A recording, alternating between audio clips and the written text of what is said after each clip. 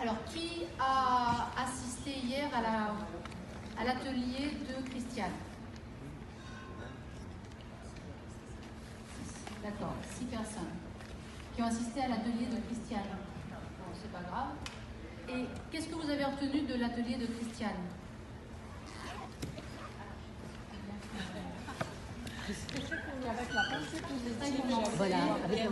Voilà, ça donne envie d'en savoir plus, d'accord? Ok, et donc la PNL, grosso modo, ça sert à quoi quand on est médiateur? Donc c'est pas encore en fait. Pardon? C'est ça? Vous n'avez pas assisté, d'accord? Oui? Moi je dirais, de ce que je connais très simplement, ça aide quand même à mieux comprendre la façon dont les personnes sont dans leur posture, elles sont en émotion, quelles sont leurs valeurs, quelles sont leurs croyances. Oui, alors. Leur carte du monde. Tout à fait. Ça aide à mieux comprendre quoi? Ça aide à mieux comprendre ce que Rogers appelle, ce que Rosenberg appelle. Rogers, c'est le maître de l'écoute active, ça va? Quand vous faites de l'écoute active et empathique, c'est Rogers. Quand vous faites de la CNV, c'est Rosenberg. Rosenberg était l'élève de Rogers. Et Rogers, comme Rosenberg, comme les PNListes, Rinder et Bendler, parlent de cadre de référence.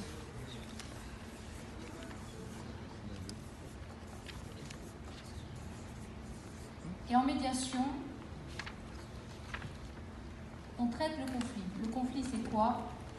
C'est deux cadres de référence qui n'arrivent pas à se connecter l'un à l'autre. Cadre de référence, vous pouvez le traduire par point de vue. On a deux points de vue différents. Point de vue, c'est un petit peu limitatif, parce que d'abord, on pense à un point, donc quelque chose de ponctuel, on pourrait dire, alors que le cadre, c'est beaucoup plus large. Ce qu'on comprend bien avec le cadre de référence, c'est que ce qui est en dehors du cadre ne fait pas sens.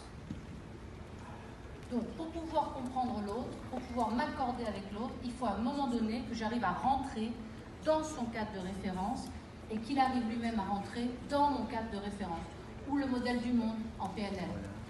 Dans le cadre de référence, il y a plusieurs choses. Il y en a qui étaient à l'atelier hier qu'on a pu faire avec Guylaine. Voilà, donc ceux qui étaient à l'atelier hier, on peut voir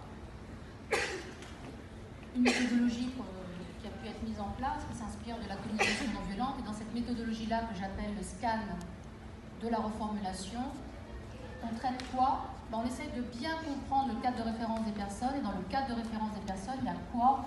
Il y a d'abord les croyances.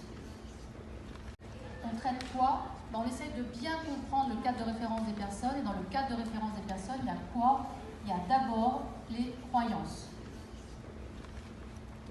Qu'est-ce que la personne pense? Il y a également les valeurs.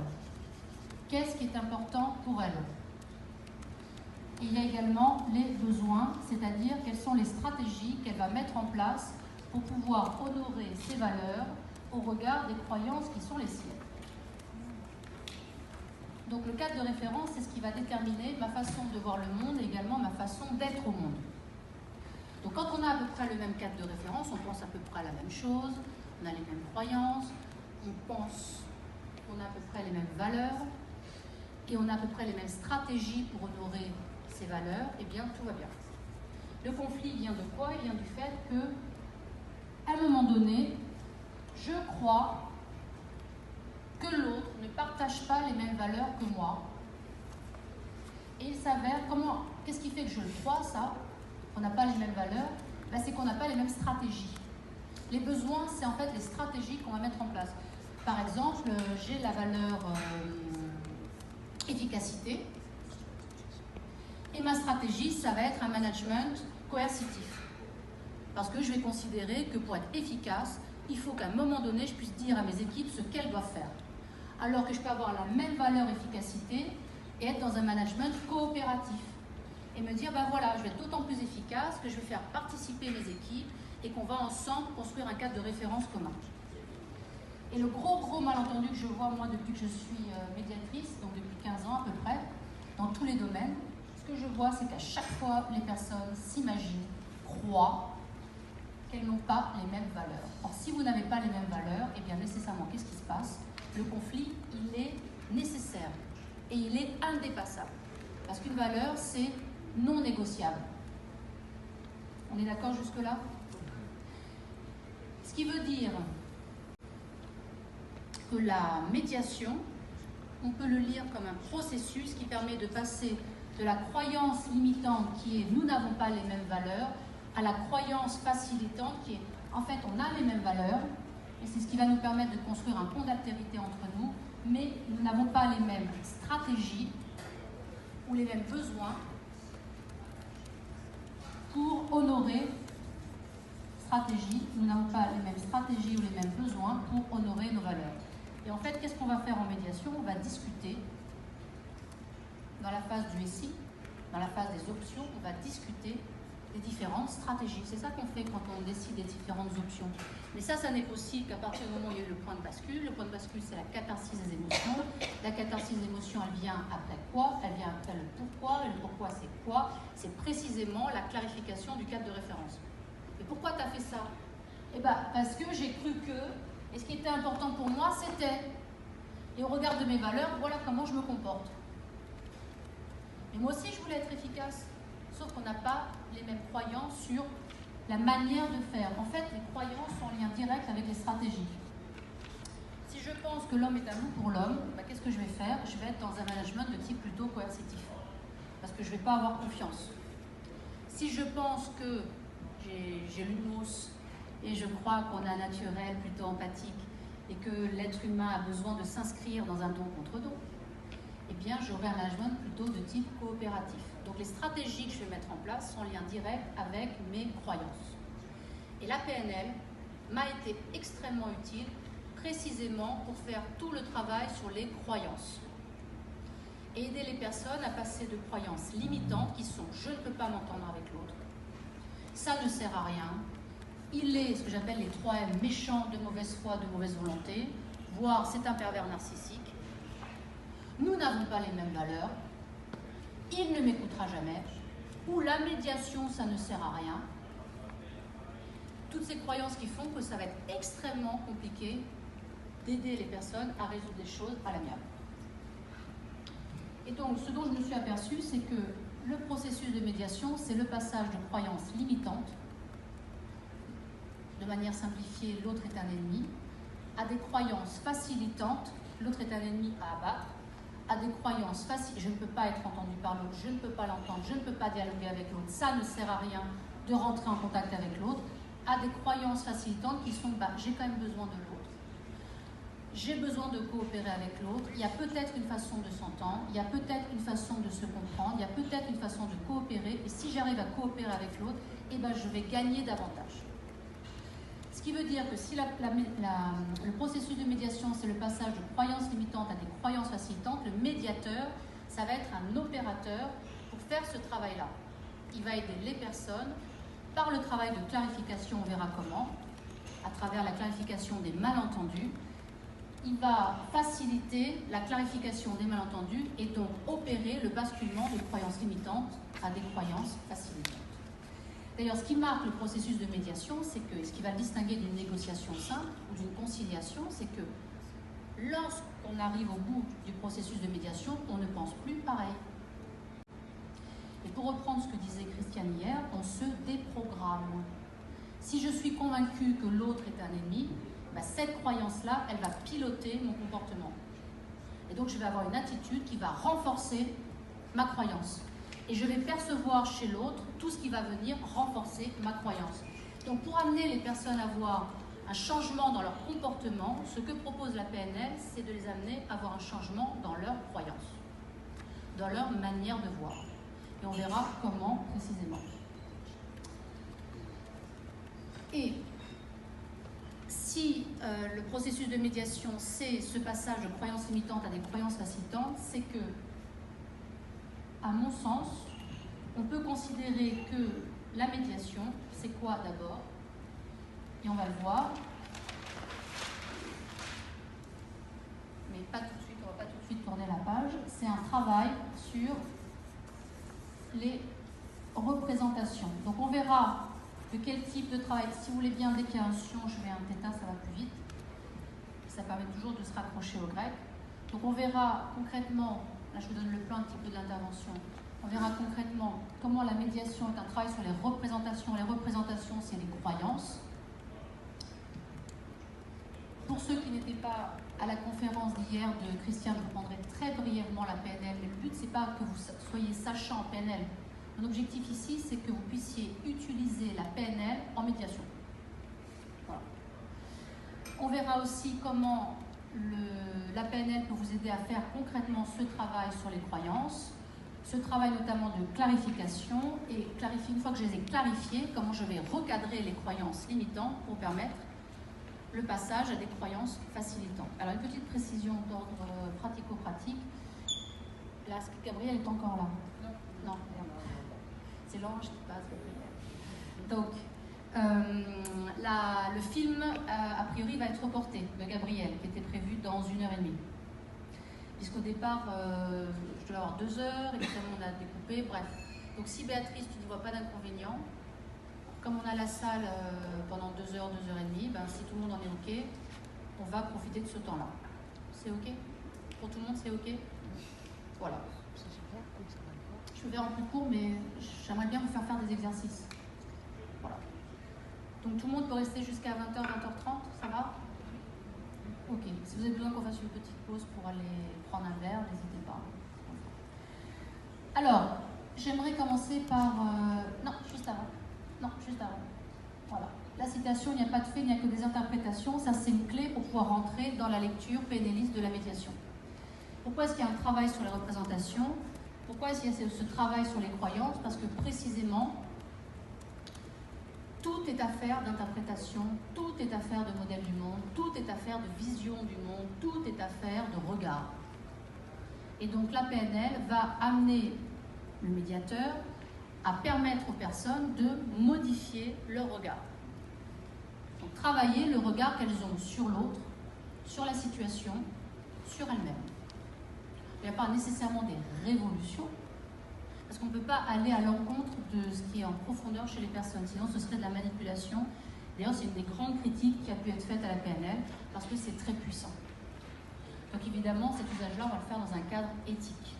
D'où l'intérêt de rattacher ça à Rogers et à l'écoute empathique, et à Rosenberg avec la communication non violente. Il ne s'agit pas d'exercer à travers la manipulation une forme de violence insidieuse sur les personnes en les amenant. On a parlé de fonction utile, une croyance même inadaptée est toujours utile. Et même une croyance limitante, elle est toujours utile. Si je me suis fait mordre petite par un chien et je pense que tous les chiens sont méchants, la croyance est peut-être, on va se dire, bah non, quand même, tous les chiens ne sont pas méchants. Maintenant, cette croyance-là, elle me permet de me protéger d'une autre morsure. Donc elle est inadéquate sur la réalité des chiens, parce qu'il y a des chiens qui ne vont pas mordre, et des chiens gentils, peut-être je me suis fait mordre, non pas parce que le chien était méchant, mais parce que peut-être je l'ai embêté. Bon, j'ai cette croyance-là, elle est limitante dans ma capacité à accueillir d'autres chiens, mais elle est facilitante dans le fait de me protéger d'une nouvelle morsure. Donc toute croyance limitante est aussi facilitante. Donc quand je dis croyance limitante, je dis croyance limitante par rapport au processus de médiation qui implique une forme d'ouverture. D'accord? Ce qui veut dire que toute croyance a une fonction utile. Donc d'abord, je vais commencer par accueillir la croyance de la personne avant d'aider la personne à en changer si elle le souhaite. C'est tout le travail d'écoute active du médiateur. Et dire qu'il n'y a pas de fait, c'est dire, en fait, les chiens ne sont ni méchants ni gentils, les gens sont ni méchants ni gentils, c'est une affaire de contexte. C'est une affaire d'environnement, on peut avoir une vision systémique, c'est là où la systémique est intéressante. On peut aussi utiliser la notion d'interaction, c'est là où la liste fractionnelle est intéressante, ou la process-com. Il y a plein de thérapies brèves ou d'autres regards issus de l'école de Palo Alto qui montrent qu'on ne peut pas essentialiser les personnes. Donc rentrer en PNL, c'est se rendre compte que finalement tout est affaire de regard, ce qui veut dire je ne peux pas dire c'est comme ça et pas autrement. C'est comme ça pour moi, pour l'instant. Ce qui ne veut pas dire que ce sera comme ça de toute éternité. En quoi c'est important pour la notion de processus de médiation? Parce que précisément processus, ça veut dire quoi? Ça veut dire qu'il y a une évolution qui est possible. Et que vont faire les personnes au tout début? Eh bien, elles vont s'attacher aux faits. Elles vont essayer de nous démontrer que l'autre est le menteur dont elles sont persuadées qu'il a menti. Ou que c'est un voleur, ou qu'il est méchant. Et pour elles, c'est un fait. Donc la première des choses que je fais en médiation, quand je reçois les personnes en entretien individuel, c'est que je leur dis, je vais d'abord vous recevoir en entretien individuel pour bien comprendre votre point de vue. Et non pas savoir ce qui s'est passé. Parce que savoir ce qui s'est passé, je m'en contrefiche. Ce qui m'intéresse, c'est comment vous l'avez vécu, comment vous l'avez perçu, qu'est-ce que vous avez cru, qu'est-ce qui aurait été important pour vous, de quoi vous aviez besoin. Mais pas la réalité en soi, c'est ce qui fait que je ne suis pas experte. Les avocats, il y a des avocats présents, les magistrats aussi le savent, et on le sait tous un petit peu, il n'y a pas de fait en soi. Et si vous avez fait un petit peu d'épistémologie, vous savez qu'il n'y a rien qui vaille en soi en science. Tout ne vaut au sein d'un cadre de référence, ou ce que Kuhn appelle un paradigme. Donc de manière très synthétique, la théorie de la relativité, elle est tout à fait pertinente, je ne suis pas spécialiste, c'est une petite clé, elle est tout à fait pertinente au niveau macroscopique, mais elle ne vaut rien à notre niveau. Si je lâche le stylo, ce n'est pas Einstein qui peut l'expliquer, c'est Newton. Après, si je vais au niveau du micro, la matière n'existe plus. C'est ni Einstein ni Newton qui vont m'expliquer ça. C'est les Cantat, c'est Planck. Donc pour chaque niveau, il n'y a pas, Béatrice, il n'y a rien de formidable à voir. Là, on peut rester, ça va bon. Pour chaque niveau, par contre, Irène, si tu veux y aller, ma chérie, tu peux y aller. Pour chaque niveau, il y a une carte qui va être opérante. Ah oui, on voit que le bateau bouge. Ah, c'est intéressant. C'est une réalité en soi. Voilà. Alors nous, on a l'impression, voilà, très bonne illustration, c'est formidable. J'adore. C'est-à-dire que là, moi je suis sur le marbre, j'ai l'impression que ça ne bouge pas trop. Mais quand je vois ça, je me dis, ah mais si, ça bouge. Donc tout est vraiment affaire de où est-ce que je me situe et quel regard est-ce que je porte. Par quoi est-ce que je passe. Si je passe sur mes sensations, ça ne bouge pas trop. Si je passe, et ça on en a parlé hier, Christiane, sur le VACOP, visuel, auditif, kinesthésique, olfactif, gustatif, les différents canaux perceptifs, selon mon canal perceptif. Et si je suis en mode visuel, et peut-être ça vous donne ça, vous n'avez pas le Val de Mer, d'accord. Voilà, en mode visuel, là, oh là, ça bouge beaucoup. Donc tout est affaire de regard, ce qui veut dire qu'en médiation, qu'est-ce qu'on va essayer de faire? On va essayer de faire en sorte qu'il y ait une connexion entre les différents canaux perceptifs et surtout entre les croyances. On va voir comment. Alors, le travail sur les représentations. Hélène, est-ce que vous voulez passer? Merci. Ça, on peut passer. Voilà. Ça, c'est le plan. Donc, je vous l'ai indiqué tout à l'heure. Le travail sur la représentation, on va voir très rapidement ce que c'est que la PNL. Vous l'avez déjà vu un petit peu, on l'a vu aussi. Le travail sur les croyances, clarification et le recadrage des croyances, où il y aura des exercices précis. Alors, le travail sur la représentation. On va passer vite, c'est juste, vous savez tout ça. Je vais vous donner les éléments clés. Alors, chacun a raison de son point de vue. Ça, c'est ce que l'on dit systématiquement aux personnes. Est-ce que ça, c'est très clair pour vous en tant que médiateur? Si on dit à chacun, vous avez raison de votre point de vue, ça veut dire que tout l'enjeu, ça va être quoi? De faire en sorte qu'il y ait un point de vue commun qui se dégage. Donc, j'essaie de comprendre le point de vue de chacun. Il y a un premier temps qui va être, si on relie la route Hutak à travers cette notion de travail sur la représentation, on peut dire qu'il y a 5 temps. Il y a le travail de clarification, il y a le travail de traduction, parce que l'objectif, c'est pas que je sois le super médiateur qui a compris chacune des personnes. L'objectif, c'est qu'elles se comprennent. Pour qu'elles se comprennent et qu'elles comprennent leur point de vue, eh bien, il faut qu'il y ait une traduction. Le troisième temps, ce sera le point de bascule, ce sera l'intercompréhension. Quand j'ai clarifié le point de vue de chacun, que j'ai traduit, qu'est-ce qui se passe? Eh bien, ils peuvent l'entendre. C'est comme traduire une langue. On parle enfin la même langue, donc il y a une intercompréhension.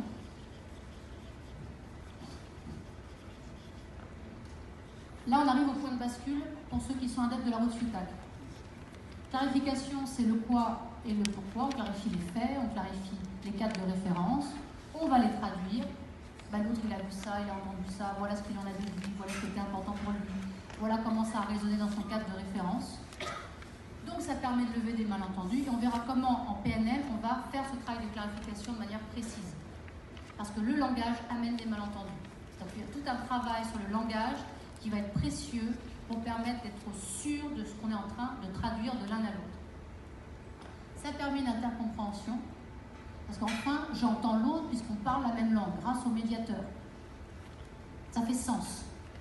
Quatrièmement, il y a quoi? On rentre, une fois qu'on a passé le point de bascule de la catharsis, eh bien, on va rentrer dans le travail de négociation raisonnée. Négociation raisonnée de quoi? Des fameuses options. Les fameuses options, c'est pour revenir à ce qu'on a vu juste avant, les différentes stratégies. Une fois qu'on a compris ce que chacun a cru, on l'a clarifié, on s'est rendu compte qu'en fait, on avait les mêmes valeurs, mais on ne le savait pas. Pour chacun, ce qui est important, c'est tout le monde veut de l'efficacité, tout le monde veut de la liberté, tout le monde veut de l'amour. Mais on ne va pas l'incarner de la même façon. L'incarnation des valeurs, c'est les stratégies. J'ai besoin de calme. Tout le monde, à un moment donné, a besoin de calme. Si, pour avoir du calme, je donne une thèse, stratégie. Si je dis à l'autre, j'ai besoin que tu te taises parce que j'ai besoin de calme. Quand je dis j'ai besoin de calme, ça c'est la valeur. J'ai besoin que tu te taises, ça c'est la stratégie. J'ai besoin de calme, c'est non négociable. Tout le monde est d'accord avec ça, ok, tu as besoin de calme, c'est très bien. Trouve ton calme. Mais si ta stratégie, c'est de me dire tais-toi, alors là, on ne va pas être d'accord. Sauf si j'ai envie de me taire. Et là, il y a toujours un malentendu. On en a parlé hier, il y a toujours un malentendu. Les personnes parlent de besoin, alors qu'en fait, elles parlent de valeurs. Il faut bien arriver à distinguer. Quand je dis besoin de calme, c'est des valeurs, c'est non négociable. C'est ça qu'on va clarifier et traduire. Alors que si je dis j'ai besoin que tu te taises, ça c'est une stratégie. Et ça, c'est négociable. Parce que dans la phase du SI, on va précisément trouver des stratégies communes. Et cinquièmement, qu'est-ce qui va se passer?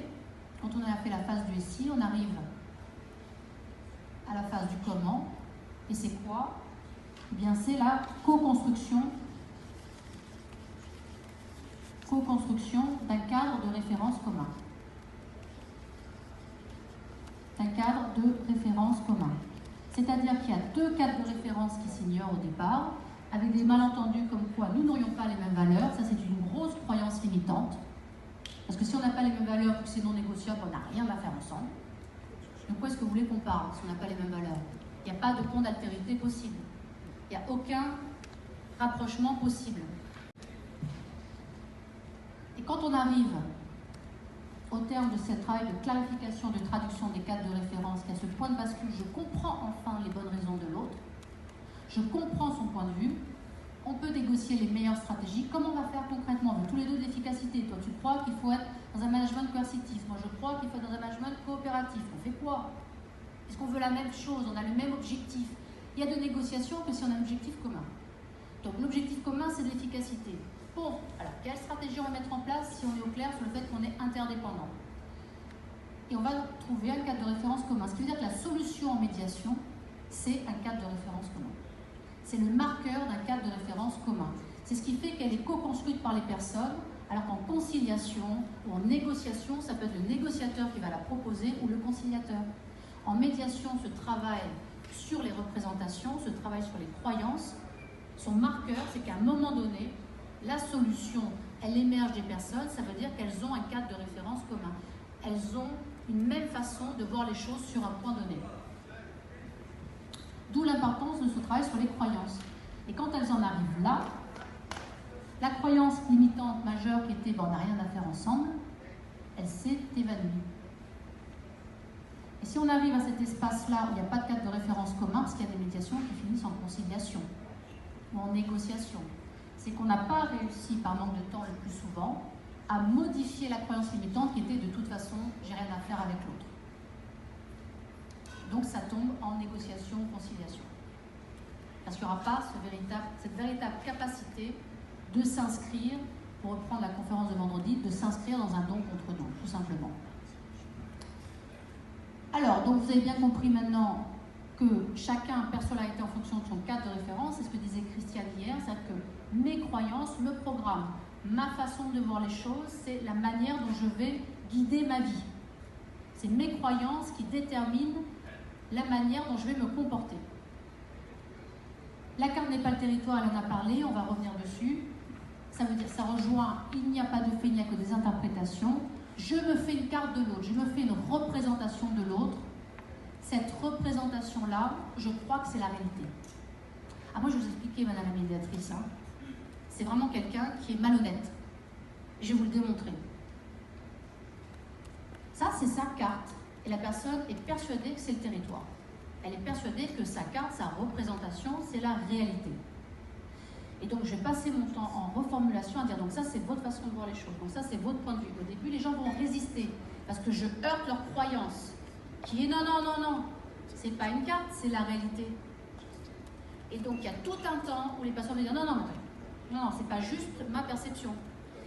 Et quand elles vont réussir à me dire, bon, moi, je vois les choses comme ça, c'est gagné.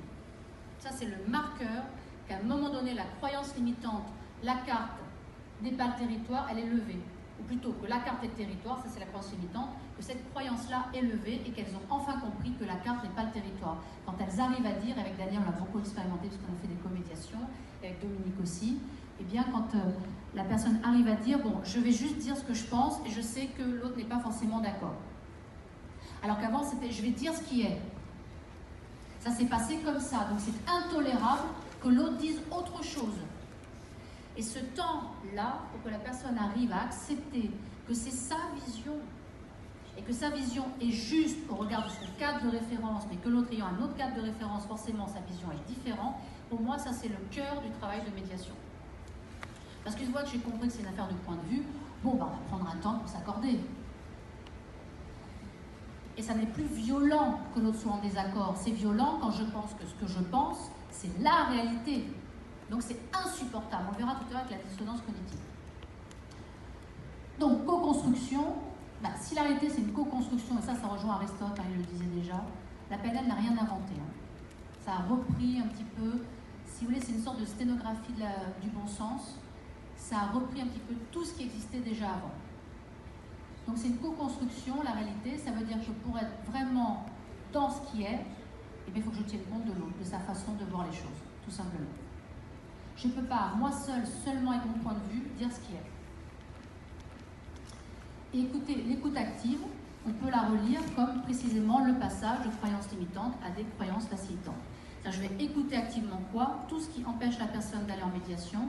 Et par cette écoute active, c'est Rogers lui-même qui le dit, quand je comprends les bonnes raisons qu'a quelqu'un de ne pas changer, quand je les accueille, ces bonnes raisons, tout d'un coup, il y a quelque chose qui se dénoue et ça lui redonne l'élan pour changer. Donc le paradoxe, c'est qu'on pourrait se dire, bah, on ne va surtout pas accueillir les bonnes raisons qu'a l'autre de ne pas changer parce que sinon, il ne va pas changer. Non, c'est comme un enfant. Tu veux ça, écoute, prends-le. Une fois qu'il l'a pris, écoute pas Irène, hein. Une fois qu'il l'a pris, qu'est-ce qu'il fait? Ah non, mais je veux autre chose. Mais tant que je résiste, comme un enfant, on va dire, si, c'est comme ça, c'est comme ça. Ok, j'entends que pour vous, c'est comme ça.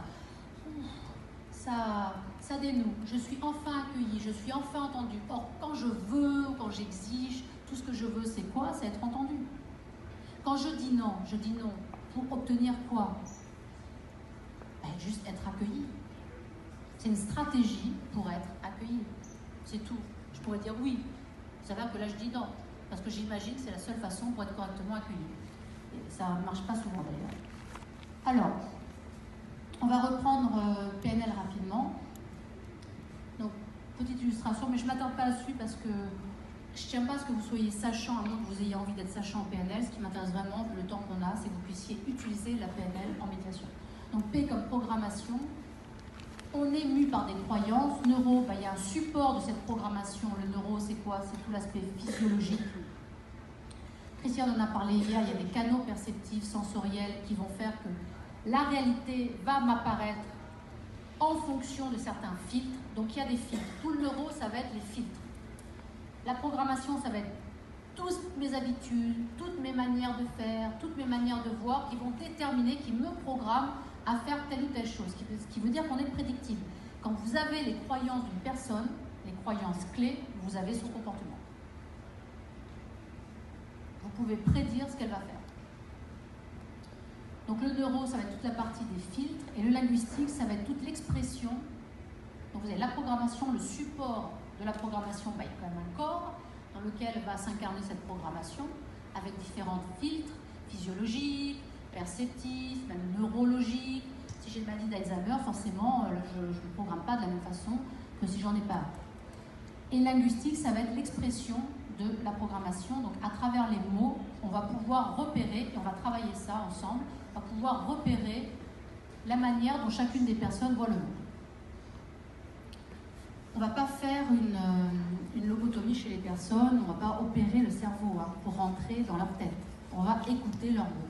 Et on va, à travers le non-verbal, mais là je ne vais pas avoir le temps de parler du non-verbal, on va, en repérant leur comportement, essayer d'entendre ce qu'ils ne disent pas par les mots. Et donc, ce qu'ils pensent réellement. Toute la part de l'inconscient. Puisqu'il y a sur toutes les pensées qu'on peut avoir, il y aurait plus de 90% de pensées inconscientes. Et on ne va pas faire ce travail. Ça relève de l'hypnose ericksonienne dont on a parlé hier. Alors ça, c'est pour la PNL. PNL, ça va? Vous n'avez pas besoin d'en savoir plus? Ça vous suffit? Parfait. C'est bon? Ok. Alors, fonction et impact des croyances. C'est ça qu'on va voir maintenant en gros. Fonction et impact des croyances sur l'expérience subjective. Vous avez des petits dessins. On va regarder 2 textes sur l'effet nocebo, la dissonance cognitive et l'effet rebond pour que vous puissiez bien comprendre une clé essentielle pour arriver à se libérer de l'idée que les personnes sont de mauvaise foi. Moi, ça m'a beaucoup aidé. Et on va faire ensuite tout ce travail sur l'expérience limitante et facilitante à travers la notion de recadrage et de métamodèle. Est-ce que vous voulez passer? Voilà, l'impact des croyances. Voilà. Alors, est-ce que tout le monde arrive à voir? C'est un dessin de Sampé. Il faut lire de haut en bas. Donc, vous avez le professeur qui rentre dans la salle. Et même si tu veux regarder, ça peut être intéressant pour toi. Ensuite, vous avez fait des petites expériences de chimie. Et quand il se retourne, où sont les élèves? Ils sont au fond. Qu'est-ce qui s'est passé? Pour bien mesurer l'impact des croyances, on va dessiner un être humain. Alors, vous aviez, ça c'est une modélisation en PNL. Donc c'est une certaine carte. Ça va? Carte du territoire. Alors, un être humain, on peut considérer qu'il a 3 critères qui le déterminent.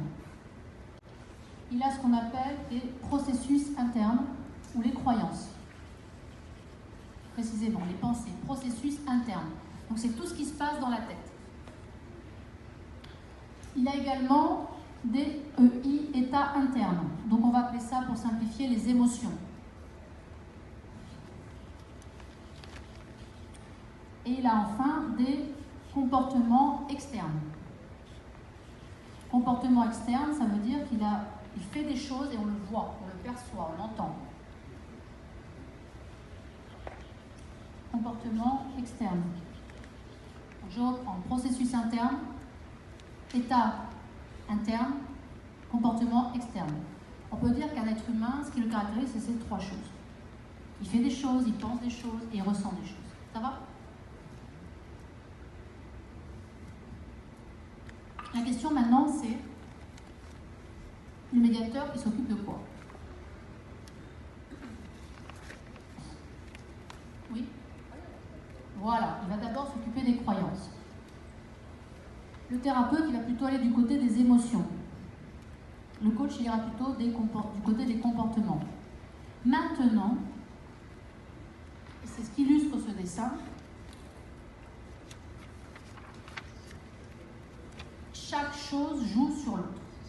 C'est-à-dire que les processus internes jouent sur les états internes qui jouent sur les comportements externes. Qu'est-ce qu'on peut se dire que se sont dit les élèves en voyant le professeur rentrer et faire une expérience? Qu'est-ce qu'ils ont pu se dire? Ça va exploser.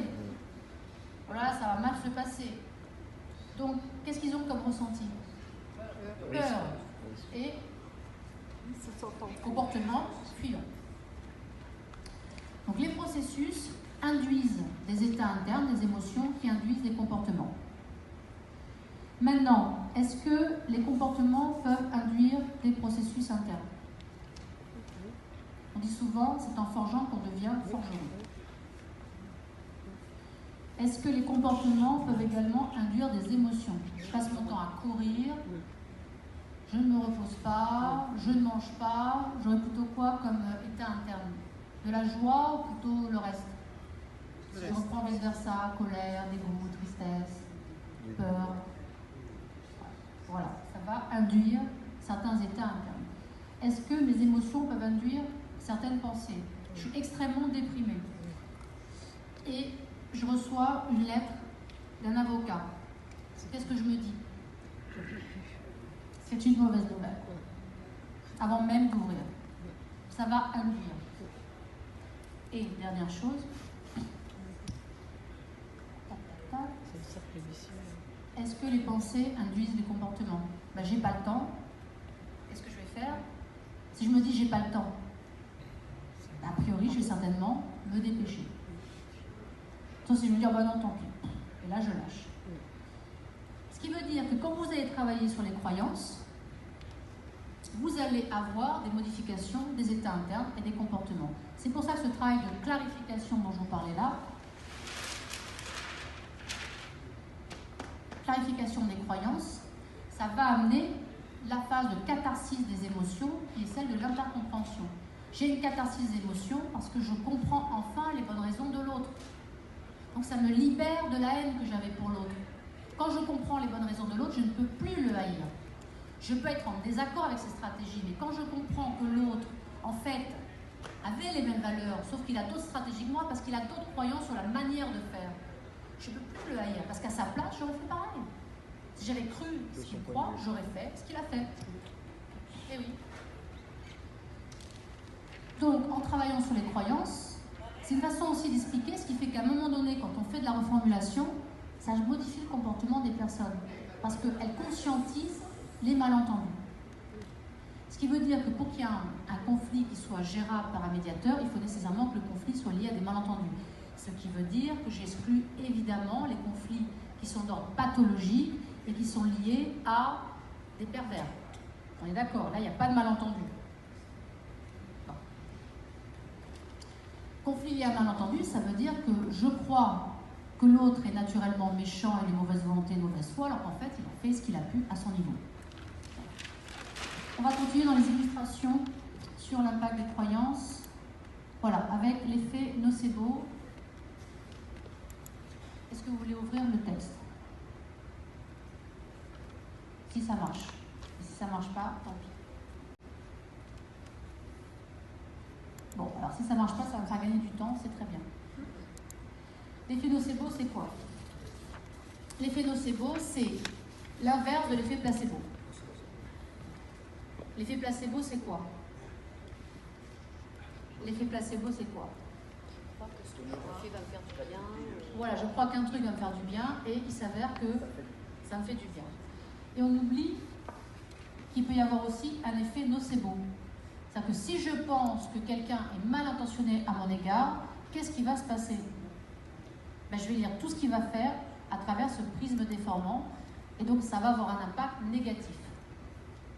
Si je pense que le médiateur est mauvais, je vais me comporter d'une façon qui va induire, c'est ce qu'on appelle les prophéties autoréalisantes. Et les croyances limitantes, elles ont un effet, ce qui s'appelle l'effet nocebo. C'est pour ça que c'est important de pouvoir faire ce passage des croyances limitantes à des croyances facilitantes, ce qui vous fera passer de l'effet nocebo à l'effet placebo. Donc quand je commence à croire que le médiateur est quelqu'un de compétent parce qu'il m'a été recommandé, je remercie Mme Pongora, vous me facilitez beaucoup les médiations parce que quand les personnes viennent me voir et qu'elles me disent la magistrate a dit que vous étiez très très bonne, ça me met un petit peu la pression, mais en même temps, ils sont en confiance. Vous faites de l'effet placebo, vous m'aidez, parce que du coup, j'ai un capital de sympathie. Donc même si au départ je ne vais pas être excellente, moi déjà ça m'aide, et puis eux ils ne vont pas forcément titiller les petites erreurs que je pourrais faire. Donc c'est très positif, c'est de l'effet placebo. Donc, en tant que médiateur, on va être vraiment attentif aux croyances limitantes parce qu'elles ont un effet nocebo, et l'effet nocebo, il est là. Les croyances limitantes, elles ont un effet sur les états émotionnels, les états internes et sur les comportements. Tant que je crois que je ne peux pas m'entendre avec l'autre, j'avais un cas que vous connaissez, la dame, pendant 6 mois, elle tournait le dos à l'autre. Le jour où elle a changé de comportement, ça a été une lune de miel comme séance. Ça a été extraordinaire. Mais ce comportement, changer de posture et regarder l'autre, ça a pris 6 mois. Et 6 mois de quoi? Réduire sa croyance limitante qui était « ça n'est pas possible de m'entendre avec l'autre et je ne peux pas être en coparentalité avec lui. Je ne peux pas lui faire confiance, je ne peux pas m'appuyer sur lui. Et c'est un danger pour ma fille. » Tant qu'il y avait ces croyances-là, c'était juste pas possible qu'elle se tourne vers lui, qu'elle le regarde. Donc j'ai travaillé ces croyances. Ensuite, convaincre par les faits, c'est quoi? Alors là, on va parler justement de la... J'imagine que ça ne va pas non plus s'ouvrir. Tant mieux, parce que je n'ai pas trop le temps. Hier, Christiane parlait des fonctions utiles et des intentions positives. Moi, j'appelle ça le cadeau caché. Voilà. Donc, il y a toujours un cadeau caché. Elle disait voir la vie de manière positive. Donc, chercher le cadeau caché. Alors, derrière la notion de convaincre par les faits, c'était un petit texte que je voulais vous montrer qui montre qu'en fait, on ne peut jamais convaincre par les faits. Pourquoi? Et moi, ça m'a libérée de l'idée que les personnes, j'avais une croyance limitante qui était les personnes peuvent être de mauvaise foi. Et quand je suis en conflit avec l'autre, si je pense que l'autre a de mauvaise foi, c'est juste insupportable. Ça génère beaucoup de violence et donc je n'ai surtout pas envie de lui parler. Donc comment sortir de ça? Je me suis rendu compte d'une chose, à force de lire et de me former, et sans doute vous en avez déjà entendu parler, et c'est pour ça que c'est important d'y aller en douceur par rapport aux croyances limitantes. Si vous êtes persuadé de quelque chose et qu'on essaye de vous démontrer le contraire, et même qu'on vous donne les preuves du contraire, ça va vous mettre en état de dissonance cognitive. C'est-à-dire que vous aviez un certain modèle du monde, vous aviez un certain cadre de référence, et la première des fonctions utiles d'une croyance, c'est de donner du sens à votre vision. D'avoir une vision à peu près stable du réel. Donc si je me dis que tous les hommes sont des salauds, c'est sans doute erroné, mais au moins ça permet d'avoir une vision claire. Et les gens veulent de la clarté. Parce que ça permet de s'orienter. Donc on s'en fiche en fait de savoir si c'est vrai ou faux. Ce qu'on veut, c'est que ça donne de la clarté et que ça nous permet de nous orienter. Tant qu'on arrive à peu près à s'orienter, on ne bouge pas de croyance. Et la vie nous aide justement à bouger. Ça prend un certain temps d'ailleurs. Grandir ou évoluer, c'est quoi? C'est changer de croyance. C'est la seule chose qu'on fasse réellement dans la vie. J'imagine que comme moi, rien n'a disparu et elle ne m'écoute pas, j'espère. Vous ne croyez plus à la petite souris. Après, vous êtes mis à croire sans doute au grand amour. Peut-être que vous y croyez encore. Peut-être que vous n'y croyez plus. Le Père Noël, sans doute, c'est fini. Après, on croit à d'autres choses. On croit qu'on est immortel, puis finalement, on croit qu'on ne l'est plus. Peut-être que ça va revenir. La vie, c'est une succession de croyances et de deuil par rapport à des croyances. Et le processus de médiation, ça prend du temps parce qu'il faut faire le deuil de certaines croyances. C'est pour ça que c'est long. Qu'est-ce qui fait que c'est violent, un conflit? Je me suis mise avec un associé. Je croyais que c'était un bon associé. J'avais des croyances facilitantes. Et puis ça se passe mal. Et tout d'un coup, on m'apprend que je me suis fait arnaquer. C'est très violent. Et au début, je ne peux pas le croire parce que ça me met en état de dissonance cognitive. Ça vient complètement faire violence par rapport à ma vision que j'avais. Les personnes qui ont été avec des pervers ont pu expérimenter ça. C'est-à-dire qu'on est dans la phase de séduction, on croit que c'est l'homme ou la femme de notre vie. Quand le pervers change de comportement, c'est tellement diamétralement opposé qu'on ne peut pas le croire. Ça ne rentre pas dans la vision qu'on avait. C'est trop violent. Et comme on ne peut pas renoncer à la vision qu'on avait, on préfère se mentir à soi-même et s'accrocher aux miettes de douceur, d'affection pour ne pas voir toute la violence qu'il y a par ailleurs. Pourquoi? C'est pas que les gens sont bêtes, c'est que c'est trop violent. Ça met en état de dissonance cognitive. J'étais convaincue que c'était la bonne personne. J'étais convaincue. On aura beau me donner tous les faits, des photos avec un autre, avec une autre, les comptes vidés, me rappeler que l'autre m'a tapé, on aura beau me donner tous les faits, ça, je ne pourrai pas l'intégrer tant que ce sera trop violent, parce que ça me met en état de dissonance cognitive. Ça va, dissonance cognitive, c'est à peu près clair.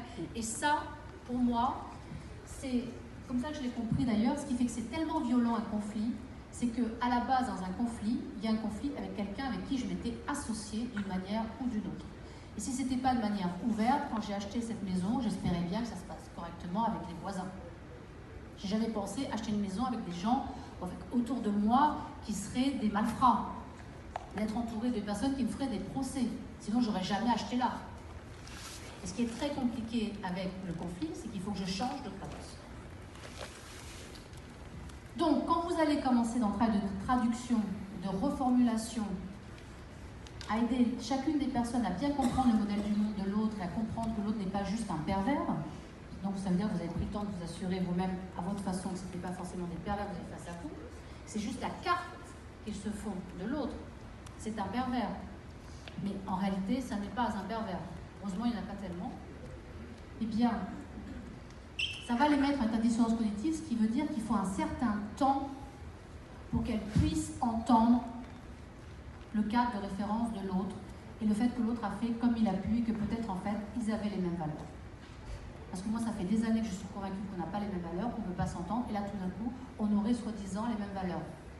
Et ça vient complètement heurter ce que je croyais. Il faut un temps d'intégration. C'est pour ça qu'il peut y avoir des effets, je ne sais pas si vous êtes arrivés, une super séance, ils se disent merci, ils se disent pardon, le week-end passe et vous recevez un mail assassin, comme quoi vous auriez manipulé des personnes parce que vous l'auriez forcé et c'était pas naturel et c'était complètement artificiel et elle a dit oui alors qu'elle voulait dire non. Parce que tout d'un coup, qu'est-ce qui se passe? Il y a une part d'elle qui dit non, non, non, non, non. L'autre, il n'est pas gentil comme il a eu l'air pendant la séance. C'est pas vrai, c'est pas vrai, c'est de la faute de la médiatrice et il y a ce qu'on appelle un effet rebond. Chasser le naturel, il revient au galop. C'est pour ça qu'on parle de processus, parce qu'il peut y avoir des retours en arrière. Changer de croyance, ça prend du temps et je peux avoir des zones de résistance. C'est là où la PNL, ça permet vraiment de bien comprendre ce temps d'intégration du point de vue de l'autre, rentrer dans l'altérité, qu'est-ce que ça veut dire, et donc modifier ma façon de voir les choses. Vous avez le droit de m'interrompre s'il y a quelque chose qui n'est pas clair. Hein. N'hésitez pas. Hein. Ça va à peu près? Oui? Oui? Ok. Ah, il y a... Voilà, très bien. Oui. Est-ce que vous pourriez parler plus fort, que je vous entende bien?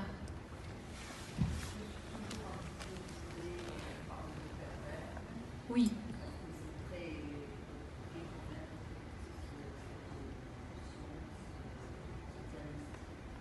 C'est très compliqué ce diagnostic. Mais surtout qu'on n'est pas psychiatre.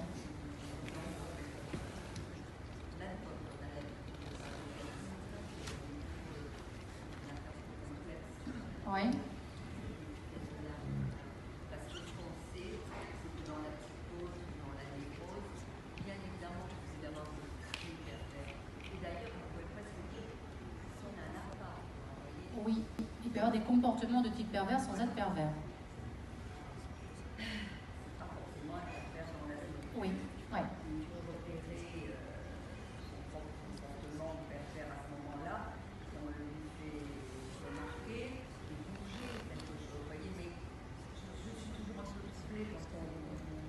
Vous êtes troublé par, si je comprends bien, que je reformule. Parce que je reformule pour que tout le monde entende. Voilà. Donc, si je comprends bien, vous êtes un petit peu troublé. Vous êtes troublé par le fait qu'on puisse poser l'étiquette. Oui. Je pourrais de manière lénifiante recevoir le message, mais des fois, de temps en temps, on m'oblige un peu à réagir parce que c'est pas comme ça dans le diagnostic, c'est plus compliqué, voyez-vous. Oui, alors bien sûr. Ce que je veux dire, c'est oui. que mon cadre de référence, merci. C'est le cadre freudien, voilà. Lacanien, qui est le même. Oui. Les grosses psychoses et perversions. Mais d'abord, il est rare de rencontrer des gens qui altèrent dans la structure, mais ça existe. Que c'est difficile de diagnostiquer. Mais ce que je veux dire, c'est qu'il y a des névrosés et des psychotiques, hélas, qui ont des traits pervers, peu ou prou. Oui. Qui ne font de bien à personne, pas même à eux. Mais bien sûr que ça existe. Donc, vous voyez, la rapidité avec laquelle ça me... Oui, alors bien sûr. Je dois dire quelque chose, pas... D'accord. Alors je vais reformuler pour que tout le monde vous entende bien et comme ça vous allez pouvoir me dire si c'est bien ça que vous avez dit. Voilà. D'accord? Donc si je comprends bien, ce qui vous heurte un petit peu, c'est qu'on puisse poser une étiquette de pervers sur quelqu'un alors qu'il peut y avoir des traits pervers sans même en étant névrosé, c'est possible, ou des comportements pervers. Donc, tout à fait. Et ça rejoint tout à fait un des postulats de la PNL qui est la carte n'est pas le territoire, c'est-à-dire que ma lecture, c'est pas le tout de l'autre. Effectivement. Voilà, pour les besoins pédagogiques, peut-être que je suis passée un petit peu vite sur la notion de pervers. Donc quand je dis pervers, je ne pose pas moi de diagnostic, c'est la perception qu'on peut avoir sans être psychiatre. Et merci de m'avoir précisé que votre cadre de référence était freudien et lacanien, parce que, évidemment, alors moi, c'est pas tout à fait, j'ai fait psychanalyse il y a très longtemps, mais c'est pas tout à fait mon cadre de référence. C'est ce qui explique que, nécessairement, donc je suis ravie, merci, c'est ce qui explique que, forcément, on ne va pas avoir la même façon d'en parler, parce que, précisément, on n'a pas le même cadre de référence. Et la PNL, oui, étant donné que c'est une thérapie brève, elle n'est pas tout à fait dans l'axe freudien et lacanien. Donc merci pour cet éclairage, parce que ça montre précisément que quand on n'a pas le même cadre de référence, on ne va pas parler des choses de la même façon. Donc je précise que quand je parle de perversion, c'est en dehors du cadre freudien et lacanien. C'est dans un cadre plus vulgarisé, on va dire. Voilà, c'est dans un cadre vulgarisé. Est-ce que comme ça va? Mieux, merci pour votre précision. Alors, la carte n'est pas le territoire, ça c'est une clé, on l'a vu. C'est vraiment le postulat, on appelle ça des croyances facilitantes. Les postulats de la PNL, il y en a une soixantaine. Et ce postulat-là, c'est la croyance facilitante qui permet aux personnes d'avancer dans le processus. Parce que si je continue à penser que ma façon de voir l'autre, c'est l'autre, ben c'est cuit. Qu'est-ce que vous voulez que la traduction m'apporte? Il n'y a rien à clarifier, je sais déjà tout de l'autre. Qu'est-ce qu'il y a à comprendre? Bah rien. Négocier, c'est pas la peine, je sais bien que c'est quelqu'un avec qui on ne négocie pas. Qu'est-ce que vous voulez co-construire avec un salaud? Rien. Je vais passer rapidement, mais un petit peu. Les gens font les meilleurs choix possibles compte tenu des informations dont ils disposent. Bah, en fonction de mon cadre de référence, je vais me comporter de telle ou telle façon. D'où l'intérêt de la phase. Ça est clair, si vous voulez, les phases de la médiation. Pourquoi est-ce qu'on traduit? Pourquoi est-ce qu'on reformule A pour B? Parce que quand je d'autres informations sur l'autre, quand je comprends mieux ses motivations, quand je comprends mieux ce qu'il a vu, ce qu'il a entendu, ce qu'il a perçu, ce qui est important pour lui, forcément, je vais me comporter autrement, parce que j'ai plus la même vision. Donc la phase de traduction, elle est essentielle pour justement changer mon comportement dès lors que j'ai d'autres informations, tout simplement, et ça va également modifier mes émotions. Chaque personne cherche à assurer sa cohérence subjective, ça c'est la notion de fonction utile dont parlait hier Christiane, c'est-à-dire ou d'intention positive. C'est quoi que je fasse, y compris si je me suicide ou si j'exerce une certaine violence sur un autre, mon but c'est quoi? Bah, c'est de m'affirmer. Alors je suis hors cadre freudien et lacanien. Je suis plus sur un point de vue anthropologique, on va dire, ou PNListe, ou d'analyse fractionnelle, c'est-à-dire ou Rosenberg plutôt, c'est que mon besoin fondamental, c'est d'exister. Mon besoin fondamental, quand j'ai besoin fondamental, c'est comme les valeurs. Hein. C'est ce qui me meut, c'est d'abord de pouvoir m'incarner dans le monde, c'est de pouvoir me sentir entendu. C'est mes besoins fondamentaux. Il y en a qui vont croire que pour se sentir entendu, il faut écraser tous les autres. Donc vous voyez que la croyance va amener un certain comportement, une certaine stratégie. D'autres qui vont penser que, à l'instar peut-être de Mère Teresa, pour pouvoir bien m'incarner, j'ai besoin d'être en lien avec tous les autres. Ce qui veut dire que je n'aurai pas le même comportement avec les autres, tout simplement. Donc derrière la violence, il y avait une intention positive qui est de me faire entendre. Établir un bon rapport, c'est rencontrer l'autre dans son modèle du monde. Ça veut dire que pour pouvoir créer une connexion entre les personnes, un accord, il faut à un moment donné qu'il y ait cette compréhension dans les cadres de référence. Et le comme si égale c'est, on va faire un petit exercice pour que vous puissiez bien comprendre. Est-ce que vous voulez... on va passer les autres slides pour que vous puissiez illustrer. Alors, qui veut lire? Ça, c'est l'illustration de la carte n'est pas le territoire. Vous voulez lire? Ça se confirme. Je vais vous donner le micro. Voilà. Le travail sur les croyances, ça se confirme. Nous sommes le 1er du mois. Voilà votre indécis de père et sa pension alimentaire. Donc ça, c'est la carte qu'a Madame, ici présente, de Monsieur. Vous pensez que lui, il se dit quoi? Lui, il arrive avec le mouton. Mais elle avance avec un Lui, il a quelle carte? Ils doivent avoir faim, je vais leur ramener à manger. Quoi. Voilà, donc il pense quoi de lui? Quelle est sa carte de lui-même? Je suis indispensable. Voilà, je suis indispensable, je fais mon job. Ouais. Donc il y a deux cartes différentes. Vous voulez tourner, Hélène? Merci. J'ai fait tomber mes lunettes. Un homme les a ramassées. Nos doigts se sont effleurés. Ils sont aidants. Soudain, mon cœur s'est mis à battre fort, très fort. J'ai pensé, c'est lui. Puis j'ai mis mes lunettes et j'ai pensé, pas sûr. Alors, je reprends 2 secondes. Donc, merci. Donc la carte n'est pas le territoire, ça veut dire que être médiateur, c'est rentrer dans la carte de chacun. Et donc, combien est-ce que je vais chausser de lunettes en tant que médiateur? Autant que de médier. Alors oui, Autant que de médier. autant que de médier et avec les miennes aussi. voilà, c'est-à-dire que il ne faut pas que j'oublie mes propres lunettes mentales. C'est ça qu'il faut que j'arrive à conscientiser aussi le fait que moi-même, je vais me faire une carte des personnes. Vous voulez tourner à la page aussi? Alors, ça c'est pour l'autre postulat. Le petit dialogue, c'est entre les 2 cendres, les 2 tas de cendres. Les gens font les meilleurs choix possibles compte tenu des informations dont ils disposent. Pareil pour moi, si j'avais su ça avant, jamais je ne me serais fait incinérer. Si j'avais su qu'on pouvait se transformer en ange, d'où l'intérêt de partager des informations. J'ai une information, forcément,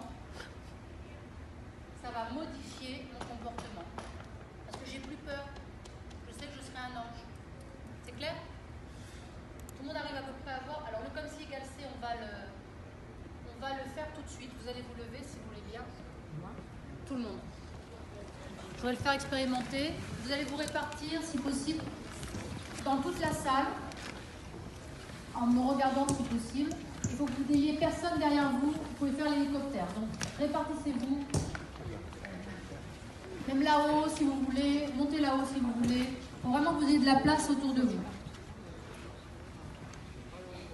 Et vous, Annie, pas trop derrière soi. Voilà. N'hésitez pas à monter. Voilà. Là, vous risquez d'être un peu collé. Voilà. Soyez pas collés contre quoi que ce soit. Voilà, très bien. Vincent. Oui. Alors, oui, vous pouvez être ensemble, mais pas collés. Voilà, et pas contre le poteau. Voilà. Est-ce que tout le monde ça va? Vous êtes bien? Parfait. Paf. Là, Sophie, fais attention parce que tu as le mur derrière toi. Voilà. Béatrice, ça va? T'as pas le... Oui. Avance-toi si tu veux. Ok. Bon. Alors, je vais vous montrer D'accord. Je vais vous montrer ce que vous allez faire dans un premier temps. Il y aura 3 temps. D'accord? Tout le monde a bien les pieds ancrés? Les pieds ancrés?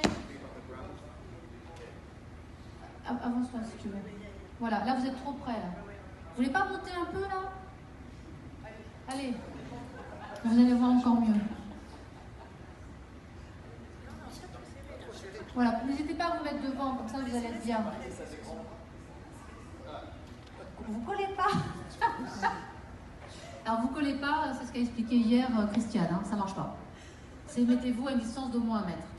Parce que le cerveau ne peut pas repérer le négatif. Ça veut rien dire. Ne pas faire quelque chose pour le cerveau égale quelque chose. Ok, bon. Alors, les pieds ancrés dans le sol parce que eux ne bougeront plus. Ça va? Donc, il y aura un premier temps. Juste regardez-moi si c'est possible. Et je vais être obligée de vous dire sans le faire, mais en général, ça ne marche pas. Donc, en mettant vos mains comme ça. Voilà, sans le faire, donc ça ne marche pas. C'est, voilà, ça démonte, c'est normal. Alors, ne le faites pas, regardez-moi juste, il faut dire... J'aime pas donner des ordres, mais si possible, laissez vos bras ballants. Merci. Et ne faites pas... Enfin, regardez-moi juste si c'est possible. Dans un premier temps. Donc, je vais mettre mes mains comme ça, je vais vous montrer. Je vais mettre mes mains comme ça, et ce que je vais faire, c'est que je vais essayer d'aller le plus loin possible d'un côté, doucement. Attention aux personnes qui ont des problèmes au dos. Donc, je vous montre. Et je vais repérer où est mon maximum. Je mets mes mains et je tourne. Et là, je vois que mon maximum, il arrive sur le 7. C'est pour ça que c'est important de rester bien comme ça. Donc maintenant, quand vous êtes prêts, vous mettez vos mains. Voilà. Anne-Sophie, avance-toi parce que tu as le... Voilà. Et vous allez d'un côté ou de l'autre. Vous choisissez le côté. Et gauche ou droite. Et vous allez au maximum. Doucement, doucement. Et vous repérez. Chacun a son maximum. Vous repérez où est le maximum pour vous. Tournez dans un sens ou dans un autre. Une fois que vous avez repéré, vous revenez. Donc repérez bien où est le maximum. Ça y est, tout le monde l'a fait? Ok? Tout le monde a repéré son maximum? Vous pouvez voilà. Ça va? Ça va? Bon.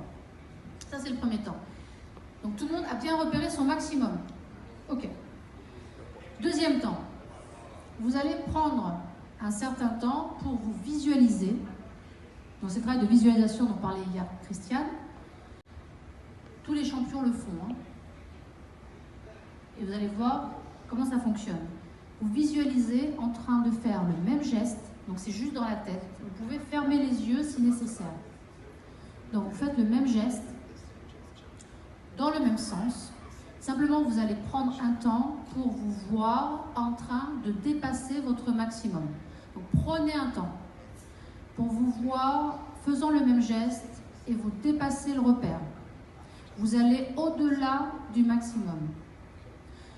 Prenez un temps pour vous voir, prenez un temps pour le sentir en vous. Donc ça prend plus ou moins de temps. Ce sera plus ou moins net. Pour certains, ce sera très clair, pour d'autres pas. Prenez un temps, vous fermez les yeux si nécessaire, pour vous voir et vous sentir en train de dépasser le maximum. Et donc d'aller au-delà du repère. Et ce qui va être le signe que c'est bon pour vous, c'est que vous allez le sentir. Vous allez sentir en vous qu'il y a cette énergie. Quand c'est suffisamment clair en vous, que vous sentez, que ça circule, prenez le temps. À ce moment-là, vous le faites. Donc vous savez, il n'y a que vous à savoir quand c'est bon. Et quand c'est bon, vous le faites. Seulement quand vous êtes sûr que vous êtes vu en train de dépasser le maximum. Prenez le temps de vous voir, de vous sentir. Quand c'est net, quand c'est clair, vous le faites.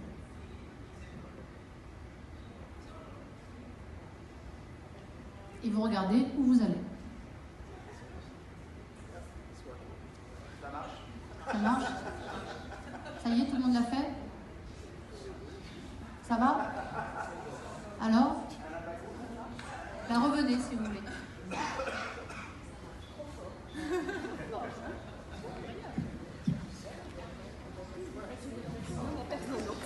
Alors, voilà, ça c'est l'illustration du comme si. C'est-à-dire que à partir du moment où je me programme simplement comment? Par une information, une idée, une image.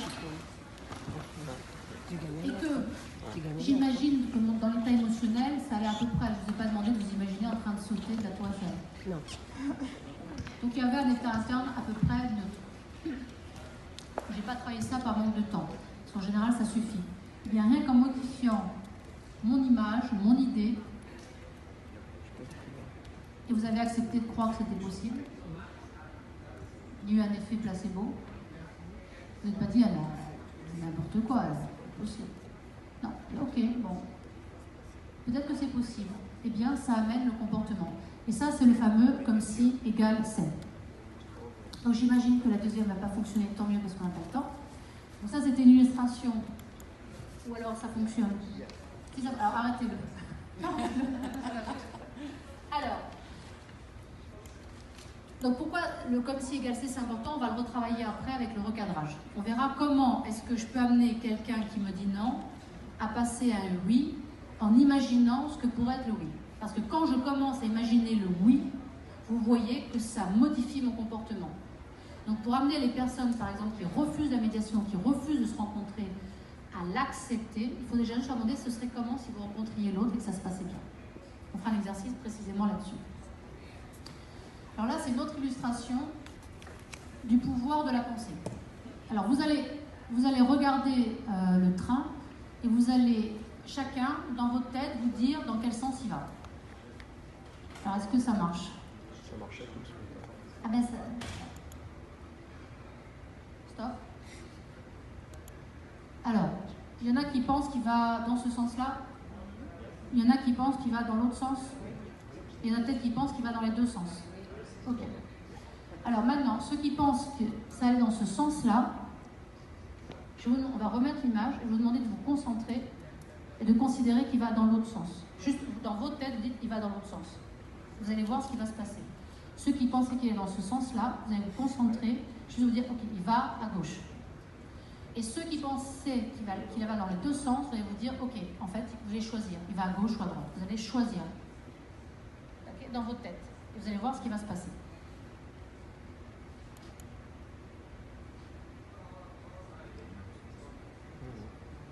Stop. Ça marche pas. Ah, attendez. Pour qui ça ne marche pas? Alors, vous pensiez quoi au départ? Moi, je pensais qu'il était par là. Ouais. J'arrive pas à le voir. Bon, bah, il faut prendre un temps. Ça marche? Au départ, ça ne marche pas et après, ça marche. Et après, ça bouille, il faut un certain temps. Alors, on va recommencer. Voilà. Allez-y. Continue, on C'est un recommence. temps plus ou moins long. Il faut bien se le dire. Hein. Donc, c'est-à-dire qu'il faut y croire. Il faut le chercher.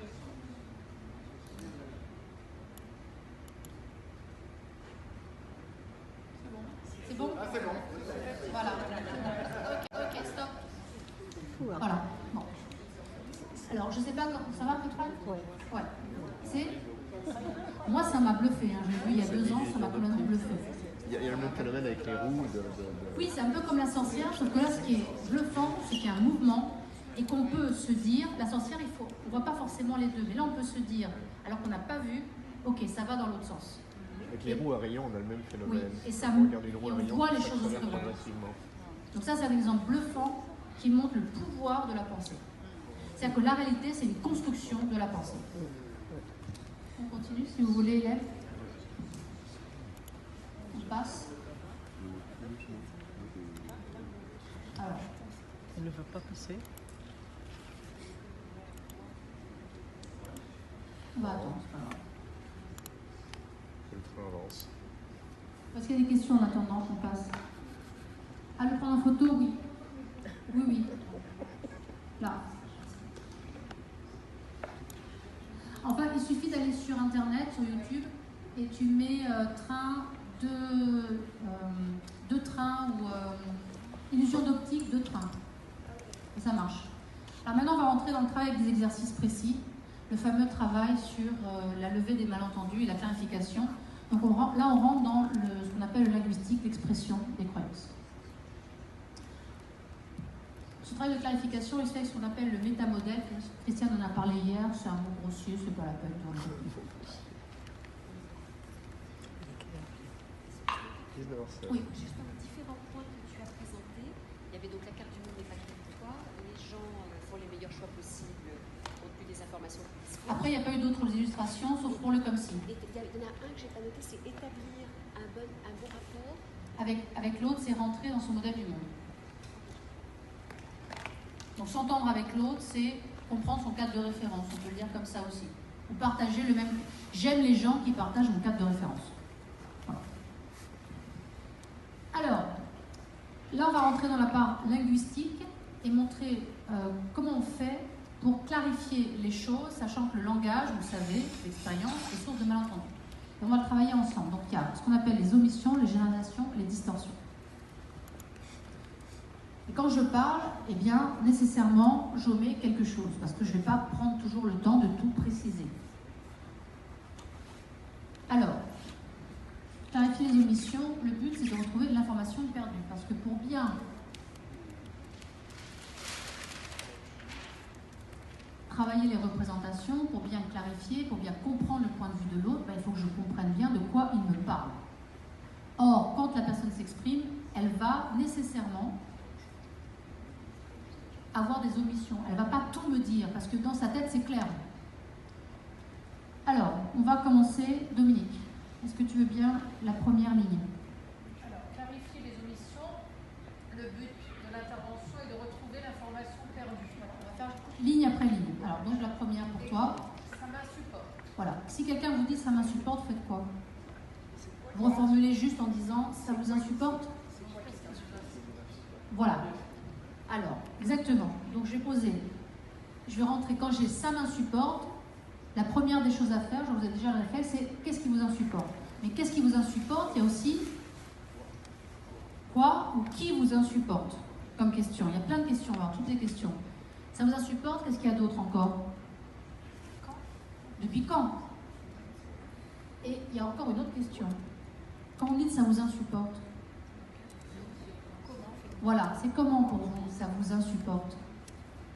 Parce que ça vous insupporte, c'est pour moi ça peut être non mais là c'est je vais quitter la salle. Et pour quelqu'un d'autre ça va être non mais c'est bon j'écoute plus. Je reste là, il n'y a pas de souci. Ou ah ben non j'ai l'habitude. Donc concrètement, de quoi est-ce que la personne est en train de me parler? C'est vraiment la question clé en médiation qui est la question du sens. On va clarifier le sens.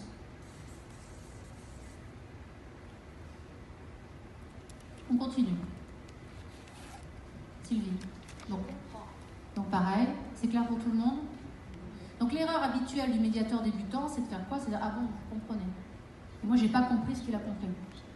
Donc je prends un temps, vous comprenez quoi exactement? Vous comprenez qui? Et là, on peut lever des malentendus, parce qu'à simplement reformuler, c'est la reformulation perroquet. Ça montre quoi? Ça montre l'intérêt de la reformulation clarification. Il y a 3 niveaux dans la reformulation, vous savez déjà. Perroquet, c'est les mots, donc je vais répéter, donc vous comprenez. Avec du reflet, si la personne me dit « Non mais ça m'insupporte », je vais pas faire « Ah, ça vous insupporte ». Non, je vais me mettre dans un reflet, ça vous insupporte. Ok. Et je vais rajouter la clarification. Ça vous insupporte quoi exactement?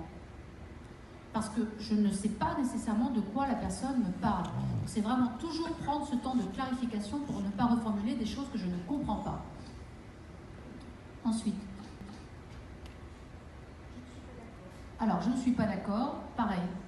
On pourrait se dire, j'avais une avocate qui me disait, de toute façon, c'est pas la peine de négocier avec eux. Ils m'ont dit qu'ils n'étaient pas d'accord.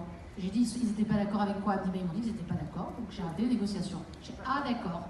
D'accord. Ok. Voilà. Bon, donc on a pris tout un temps pour clarifier ça. On va peut-être passer derrière.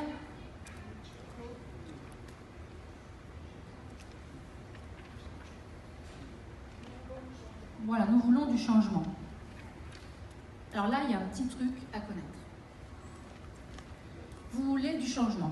Ok, donc je peux demander, vous voulez du changement, par rapport à quoi? Je peux demander quoi d'autre? C'est quoi le changement pour vous? C'est qui, nous? Ah ben c'est mon mari et moi, d'accord.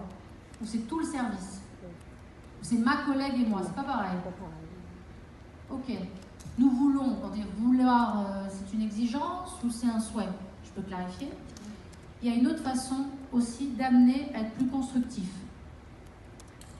C'est de passer du non, parce que changement, c'est un gros mot, on ne comprend pas forcément. Les politiques connaissent bien ça. Nous voulons du changement. Le changement, c'est maintenant. Ok? C'est dire, vous voulez changer quoi? Et là, je mets la personne en position d'acteur. Donc, je passe d'un non à un verbe. Vous voulez changer quoi? Et là, du coup, je la responsabilise. Ce petit changement-là, quand je change le nom et je passe au verbe, ça permet à la personne de se positionner autrement, puisqu'elle ne va pas penser la chose de la même façon, puisque ce ne sont pas les mêmes termes. On continue. J'ai un problème de communication. Voilà, j'ai un problème de communication. Donc là, il y a toutes les omissions habituelles, ça va pour tout le monde? Communication, avec qui? C'est quoi la communication? Depuis quand? Un problème, c'est-à-dire? Et qu'est-ce que je pourrais lui demander comme question si je change communication pour justement la mettre dans une croyance limitante? C'est j'ai un problème de communication, et pour la mettre dans une dynamique active. Ça relève de vous. Ça relève de vous. Elle pourrait me dire non et se déresponsabiliser. Si je pareil que pour changement. Oui, c'est pareil que pour changement. Si je reste dans cette même méthodologie, c'est quoi pour vous communiquer? Si je dis problème de communication, il y aura un effet nocebo, ça va bloquer. J'ai un problème, je ne peux pas en parler. Basta. Si je demande c'est quoi pour vous communiquer, du coup, je la mets dans une posture active. Ça fait ce qu'on appelle un comme si. Je la mets comme si elle était en capacité de communiquer. Vous suivez? Et vous avez testé le comme si. Donc par le changement du nom en verbe, je la mets en situation de pouvoir être actrice. C'est plus je suis victime, pour reprendre le triangle dramatique de vendredi, j'ai un problème de communication, je ne peux pas arriver à communiquer correctement. Je dis, ok, c'est quoi communiquer pour vous? Et ce serait comment si vous communiquiez correctement?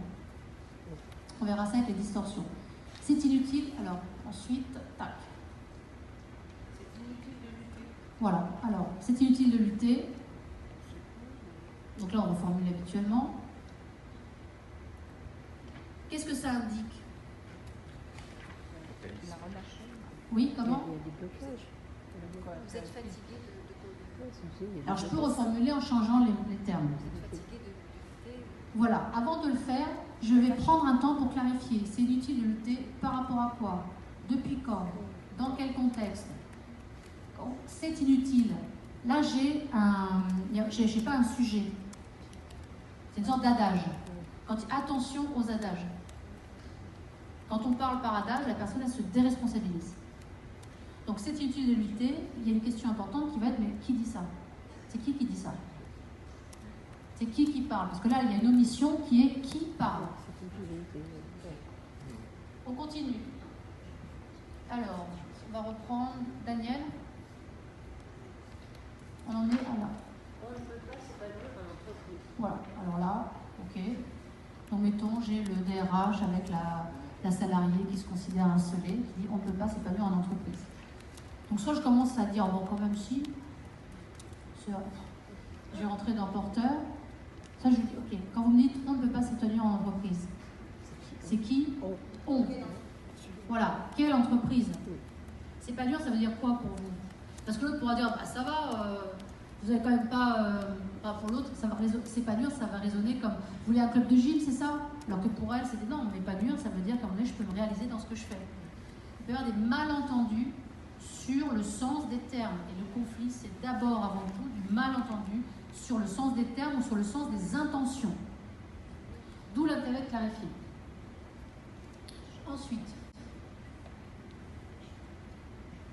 Nous ne pouvons pas lui dire cela. Voilà, nous ne pouvons pas lui dire cela. Alors là, on s'amuse beaucoup, parce qu'il y en a qui vont aller sur cela. C'est quoi cela? Donc sur nous, c'est qui nous? Lui dire quoi? Ok, depuis quand? C'est qui lui? Dire quoi par rapport à quoi, etc. Ce qui veut dire que chacun va aller là où il a envie d'aller pour clarifier.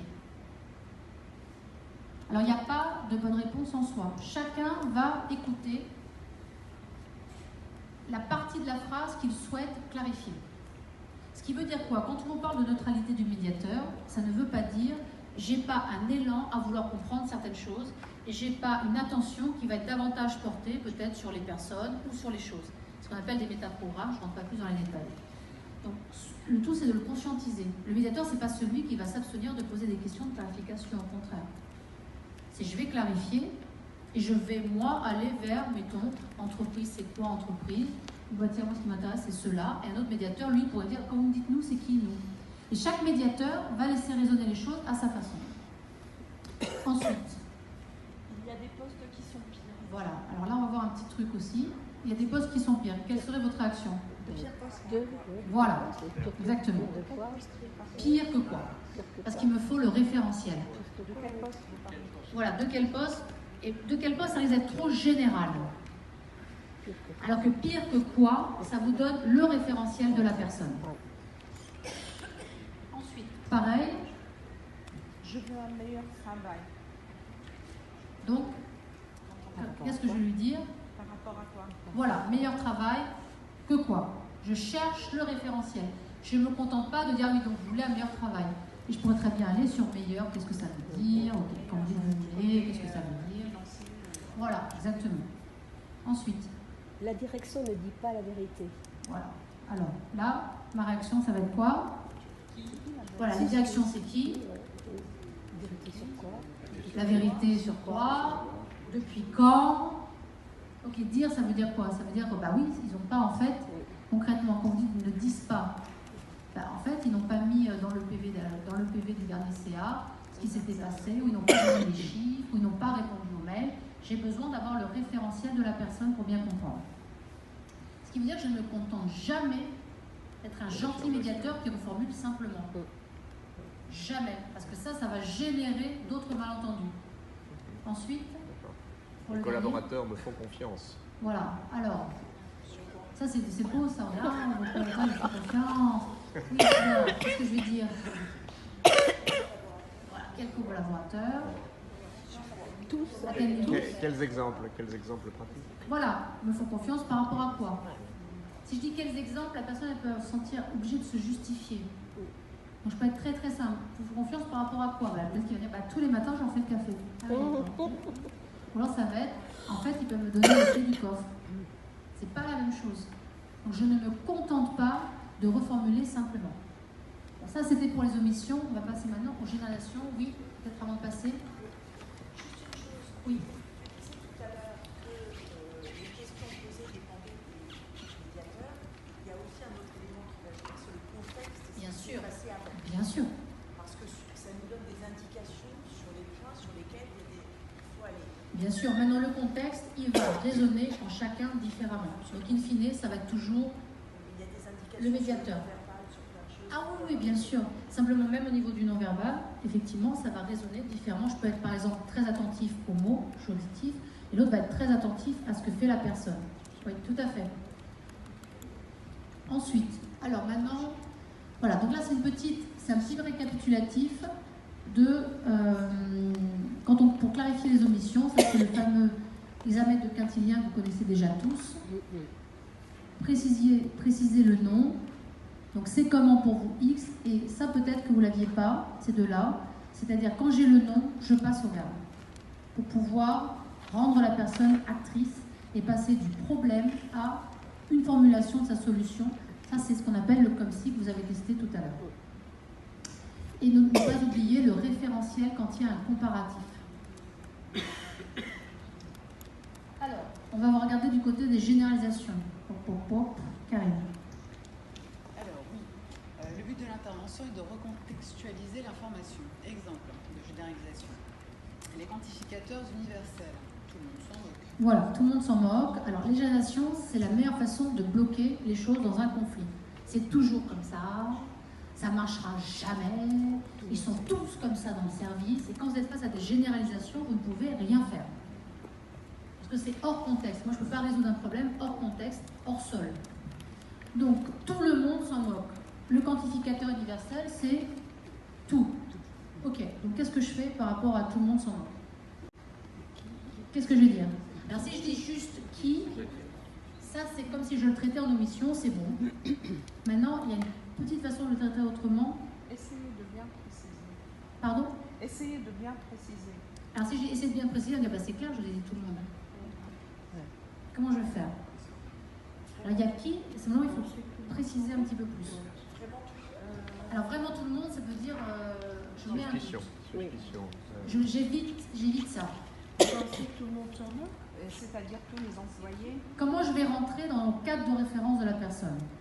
Par exemple, Vous pensez? Là on est dans un travail de recadrage. Pour recadrer, il faut que je parte de là où est la personne.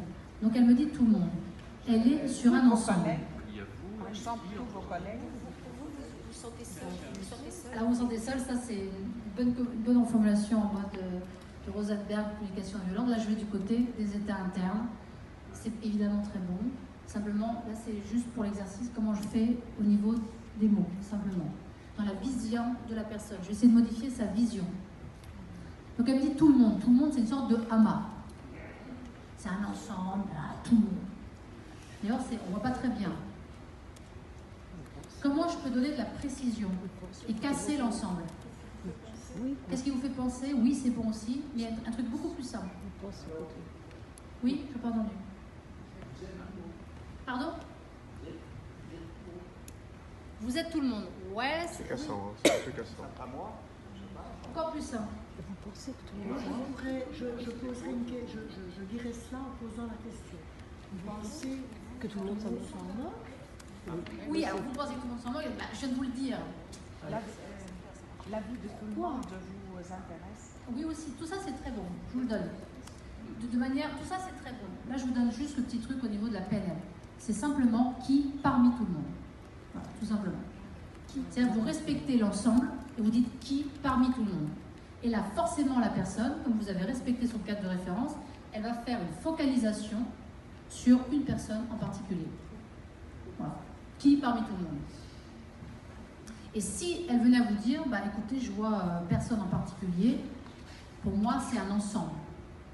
Là, je fais mon joker, c'est le comme si. Si vous pouviez voir quelqu'un en particulier, ce serait comment? Le comme si m'aide systématiquement, je répète. Donc je lui demande qui parmi tout le monde. Ou elle me dit, bah, en particulier le directeur, ou en particulier ma femme, ou en particulier le syndic. Ok. Donc c'est bon, elle a réussi à focaliser. Donc je reprends son cadre de référence, qui parmi tout le monde. Donc c'est très, très élémentaire. Hein. Elle peut très bien me dire, ça vient heurter sa manière de voir, ça va aller voir tout le monde. Et inconsciemment, elle a bien compris que j'essaie de l'amener à voir précisément, je ne suis pas fou. Elle va me dire, bah, écoutez, précisément, je vois rien, non, je ne peux pas voir qui parmi tout le monde, c'est pas possible. Pour moi, c'est tout le monde, c'est tout le monde. Ok, pour vous, tout le monde, c'est tout le monde. D'accord. Si, je fais un comme si vous étiez en capacité, ce que je vous ai fait tout à l'heure, si vous imaginez en train de dépasser. Donc si vous étiez en capacité de voir quelqu'un précisément, qu'est-ce que vous verriez? Là, elle va voir quelque chose. Elle peut vous dire, ah non, là, je ne peux pas voir. Ok. Et si vous pouviez voir, ce serait comment? En général, 3 questions, les gens, ils lâchent. Hein. Il ne faut pas plus de 3. Ok, là, vous ne pouvez pas voir. Et si vous pouviez voir? Ah, bah, si je pouvais voir, ce serait beaucoup plus clair. D'accord. Et si c'était plus clair, ce serait comment? Il y aurait qui parmi tout le monde? Et là, la personne va vous donner. Pas plus de 3 fois, j'ai besoin d'utiliser le comme si.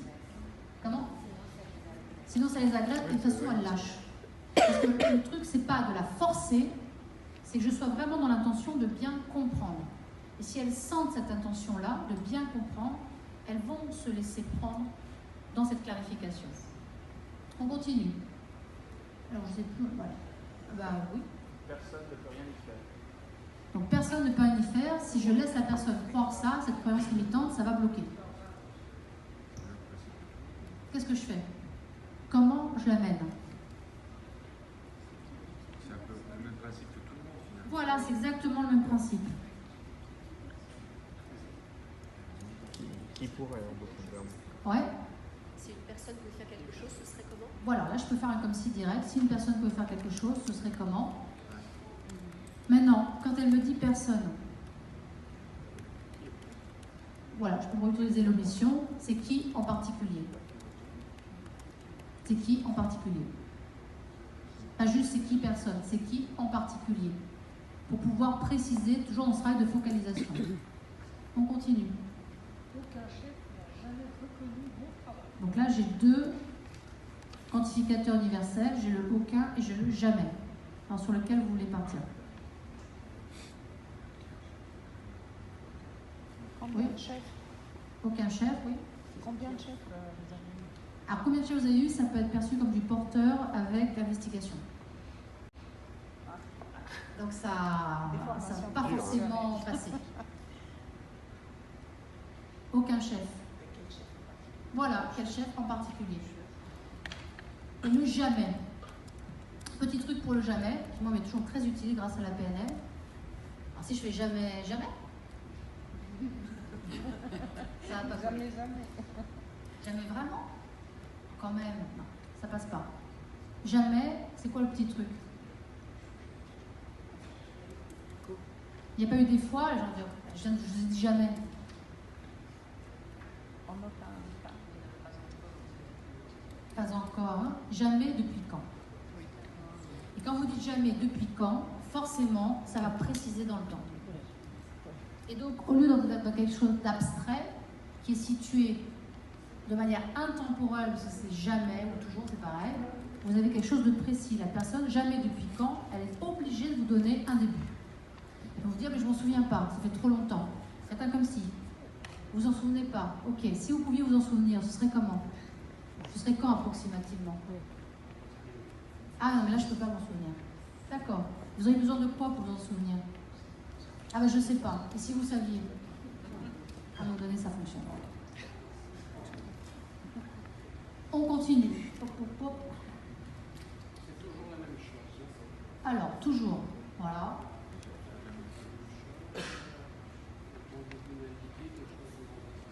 Pouvez-vous m'indiquer 2 choses identiques? Bon, oui, simplement, ça risque de passer comme une investigation.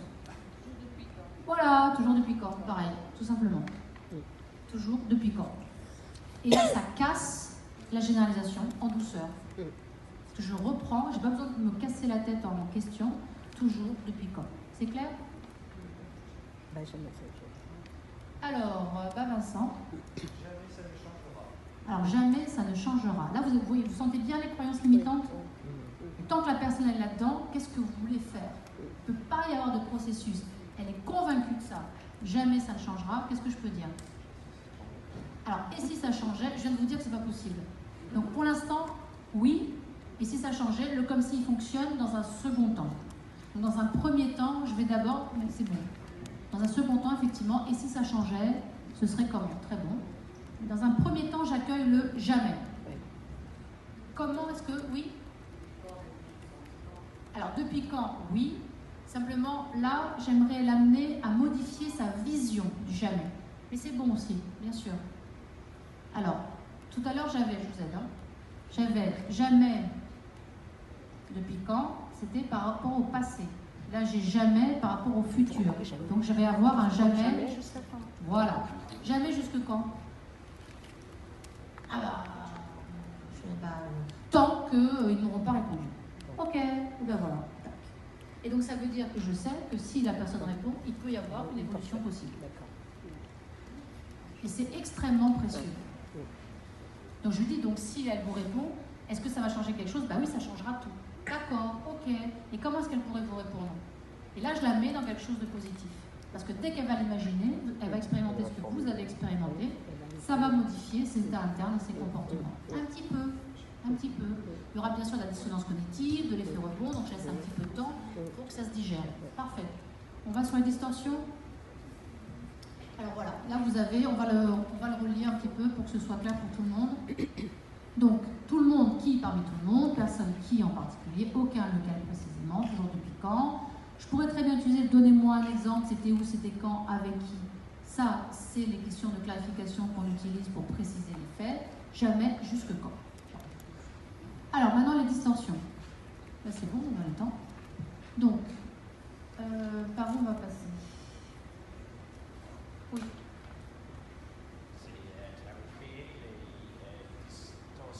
Voilà.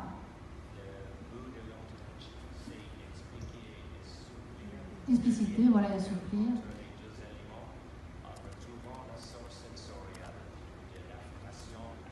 Alors, VACOR, ça rejoint ce que Christian nous a dit hier, c'est visuel, auditif, kinesthésique, olfactif, gustatif. C'est-à-dire que dans les distorsions, je fais un lien entre une chose et une autre, sans donner les éléments concrets, sensoriels, visuels et auditifs qui font que j'ai pu faire ce lien. Quand on parle de clarification des faits, les faits c'est quoi? Les faits c'est quelque chose que je peux voir ou entendre. On est d'accord? Donc les questions dans le quoi, dans la audiotaxe, c'est ok, qu'est-ce que l'autre a fait? Ça c'est du visuel. Ou qu'est-ce qu'il a pu dire? Ça c'est de l'auditif. Donc les faits c'est nécessairement du visuel ou de l'auditif. L'autre, il a fait quelque chose que j'ai pu voir ou il a dit quelque chose que j'ai pu entendre. Et quand je dis pas, quelqu'un va me dire, de toute façon, c'est un manipulateur. Tant que je n'ai pas ce que la personne a pu faire ou dire, je ne comprends rien à qu'est-ce que ça veut dire qu'il est manipulateur. À quoi est-ce qu'elle se réfère pour me dire c'est un manipulateur? Eh bien, il m'a dit une chose, il a fait le contraire. Il m'a dit un truc, il a fait le contraire. Ok, donc là, j'ai un fait. Donc je ramène les personnes aux faits. Sinon par exemple, j'ai ah bah ça y est, ça va encore mal se passer. D'accord? Et qu'est-ce qui vous fait penser ça? Eh bien, il ne m'a pas souri. D'accord. Et là, on peut lever les malentendus et clarifier les intentions. Bah, j'ai pas souri parce que tu m'as pas souri non plus. Mais si je t'ai souri, bah non, je l'ai pas vu. Mais quand même, je t'ai dit bonjour. Ah ben, je l'ai pas entendu. Voilà, et donc on va clarifier tous les malentendus qui amènent à des surinterprétations. Et les surinterprétations sont des sources de croyances limitantes. Donc toutes les distorsions, toutes les croyances limitantes qui viennent nourrir le conflit sont des distorsions. J'ai un chien qui me mord une fois, tous les chiens, donc je vais en déduire que ton chien il est méchant. Je vais faire une généralisation. Donc, je vais dire j'aime pas les chiens, omission. Bon, qu'est-ce qui fait que tu n'aimes pas les chiens? Je vais te demander pourquoi. Je dis si tu n'aimes pas les chiens, concrètement c'est quoi? Parce qu'ils mordent. Ok. Alors, on va voir comment est-ce qu'on peut clarifier les distorsions.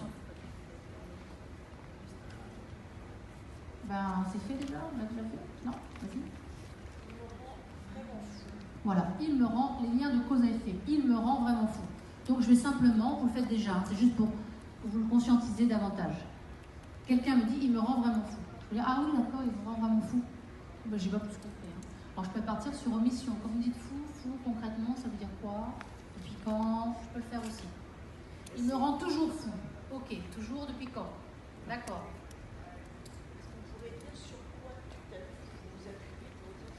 Oui, simplement, si je dis sur quoi vous vous appuyez, ça peut paraître comme justifiez-moi ce que vous êtes en train de me dire. Mais c'est juste.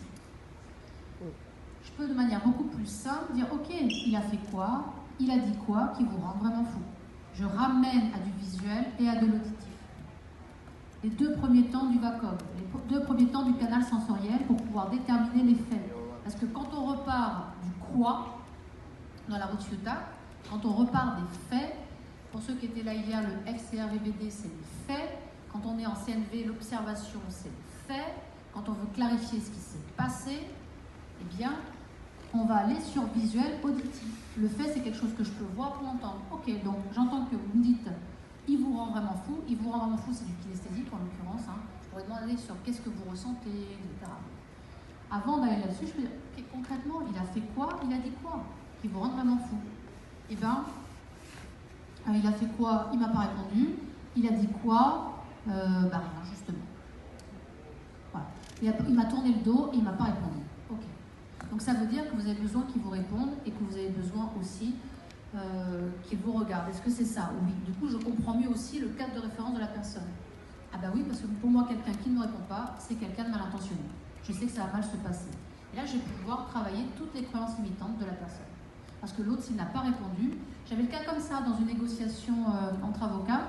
Il y avait quelqu'un qui avait été appelé pour une prestation compensatoire et il y a un des avocats qui avait proposé une somme de, c'était 500 000.